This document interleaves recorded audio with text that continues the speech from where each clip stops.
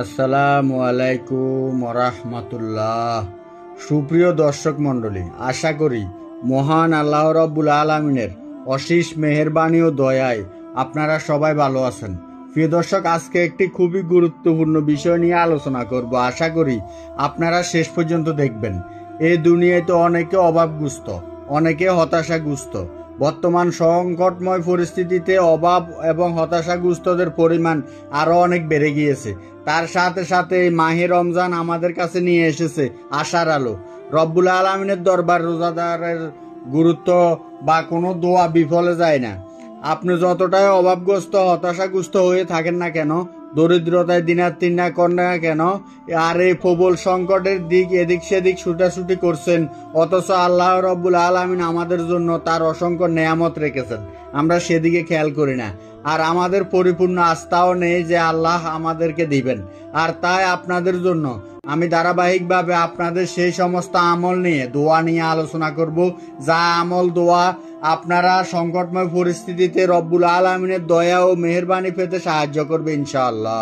প্রিয় দর্শক, যারা দুনিয়াতে খুব বেশি দুঃখে কষ্টে মুসিবতে আছেন, সকাল সন্ধ্যা বর্তমানে সংকটময় পরিস্থিতিতে আপনারা খালেস নিয়তে রব্বুল আলামিনের দিকে মোতাবিজ্জ হয়ে ইফতারের আগে, পরে এবং সেহরির আগে, অর্থাৎ যথাক্রমে মাগরিব এবং ফজরের নামাজের পর 7 বার দোয়াটি পড়ুন ইনশাআল্লাহ।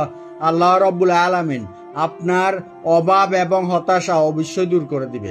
প্রিয় দর্শক, এই দোয়াটি আবু দাউদ শরীফের 552 হাদিস সহ আরো অনেক হাদিসে এসেছে। তাছাড়া সবচেয়ে বড় বিষয়টি হলো এটি পবিত্র কোরআনুল কারিমের সূরা তোবায়ে 129 নং আয়াত। যে ব্যক্তি উক্ত আয়াতটি সকাল সন্ধ্যায় 7 বার পড়বে, আল্লাহ তাআলা তার যাবতীয় চিন্তা ও সমস্যার জন্য যথেষ্ট হয়ে যাবে। সুবহানাল্লাহ। সে উত্তবাদী, সত্যবাদী হোক, মিথ্যাবাদী হোক, আল্লাহ তার দোয়া কবুল করবে। এই হাদিসটি রয়েছে আবু দাউদ শরীফের 5052 নম্বরে, আমানুল ইয়াউমি ওয়াল লাইলা এর 37 ও 74 নম্বরে।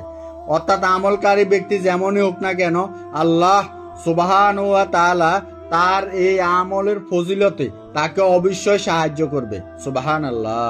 দোয়াটি সেহরির পর অর্থাৎ ফজর নামাজের পর এবং ইফতারির অর্থাৎ মাগরিবের নামাজের পর পড়লে উত্তম ফল পাওয়া যাবে ইনশাআল্লাহ। তো মনে না থাকলে সকাল সন্ধ্যা যে কোনো সময় পড়তে পারবেন। দোয়াটি হলো হাসবি আল্লাহু লা ইলাহা ইল্লা হুয়া আলাইহি তাওয়াক্কালতু ওয়া হুয়া রব্বুল আরশিল আযীম।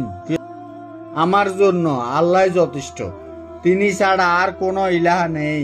আমি তারই উপর নির্ভর করি, তিনি মহা আরশের অধিপতি। সূরা তোবা আয়াত নম্বর 129।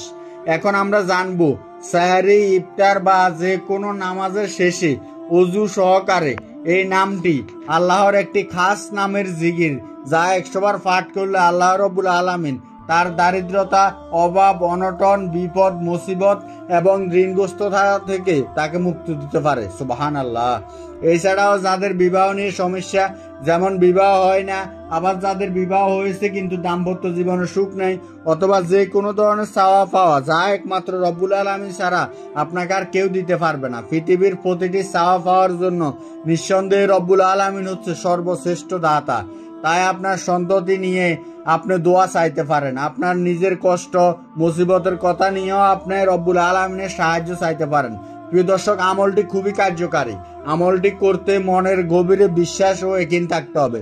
হযরত শাহ আব্দুল আজিজ রহমতুল্লাহ বলেছেন, যে ব্যক্তি প্রতিদিন 100 বার আল্লাহ তাআলার এই পবিত্র গুণবাচক নামে জিকির করবে, আল্লাহ তাআলা ওই ব্যক্তির সমস্ত বিপদ ও সমস্যা দূর করে দিবে এবং আল্লাহ ব্যতীত তাকে কারো মুখাপেক্ষী আল্লাহ করবেন না। আল্লাহ সেই গুণবাচক নামটি যে তা সেহরি শেষ করে ফজর নামাজের পর 100 বার পাঠ করবেন এবং তারপর সূরা ফাতিহা 1 বার এবং সূরা ইখলাস 3 বার এবং আয়াতুল কুরসি পড়বেন এবং সম্ভব হলে সূরা হাশরের শেষ 3 আয়াত 1 বার পড়ে নেবেন। অতঃপর দুরূদ শরীফ 7 বার পাঠ করে আল্লাহর কাছে মুনাজাত করবেন, কেননা দুরূদে রাসূলের যে কোনো দোয়া আল্লাহর দরবারে কবুল হয়ে যায়। তারপর নিজের কথা খুলে বলবেন, নিজের মনের কথা, নিজের ইচ্ছের কথা আল্লাহর নিকট সঁপে দিবেন ইনশাআল্লাহ। আল্লাহর খাস নামের বদলতে রব্বুল আলামিনের কাছে যাই কিছু আপনি চান না কেন, আল্লাহ তার বান্দাকে ফিরিয়ে দেন না, কেননা আল্লাহ বলেছেন, তোমরা আমার এই 99টি সিফাতি নামের রসুলে আমার সাহায্য প্রার্থনা করো, আমি তোমাদের অবশ্যই দান করব। এক্ষেত্রে কারো কারো দোয়ার বাস্তবায়ন হয়তো দেরিতে হয়, তাই ধৈর্য হারা হবেন না। ইন্নাল্লাহু মাস-সাবিরিন, আল্লাহ ধৈর্যের সাথে শিল্ডের সাথে আছেন। আল্লাহর উপর ঈমান ও বিশ্বাস রেখে সম্পূর্ণ রমাদান মাস এই আমলটি করে যান। ইনশাআল্লাহ আল্লাহ আমাদের চাওয়া পূরণ করবে, অবশ্যই করবে। তো আল্লাহর সেই জিকিরটি হলো আল ওয়াহাব। আল ওয়াহাব অর্থ হলো অনুরূপ প্রতিদান ব্যতীত অধিক দানকারী। সুবহানাল্লাহ। প্রিয় দর্শক, আমরা তো আমাদের আমল আপনাকে শ্রেষ্ঠ হতে পারি, কিন্তু রব্বুল আলামিনের দয়ার ভান্ডারে জ্বর উঠে যায় যখন বান্দা আর রব নামটি বলে সাহায্য চাই। এ নামের অর্থ হচ্ছে অনুরূপ প্রতিদান ব্যতীত অধিক দানকারী। হে আল্লাহ, আমি আপনার বান্দা হয়ে যথাযথ শুকর গুজার হতে পারিনি।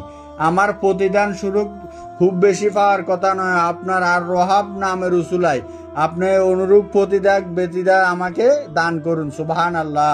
এটি আল্লাহর একটি গুণবাচক নাম। হযরত আবু হুরায়রা রাদিয়াল্লাহু তাআলা আনহু থেকে বর্ণিত, তিনি বলেন, রাসূল সাল্লাল্লাহু আলাইহি সাল্লাম বলেছেন, আল্লাহ তাআলার 99টি নাম রয়েছে, যে ব্যক্তি এই নামগুলো মুখস্থ করবে এবং আমল করবে সে জান্নাতে যাবে। অপর বর্ণনায় আছে, তিনি বিজোর তাই বিজোরকে ভালোবাসেন।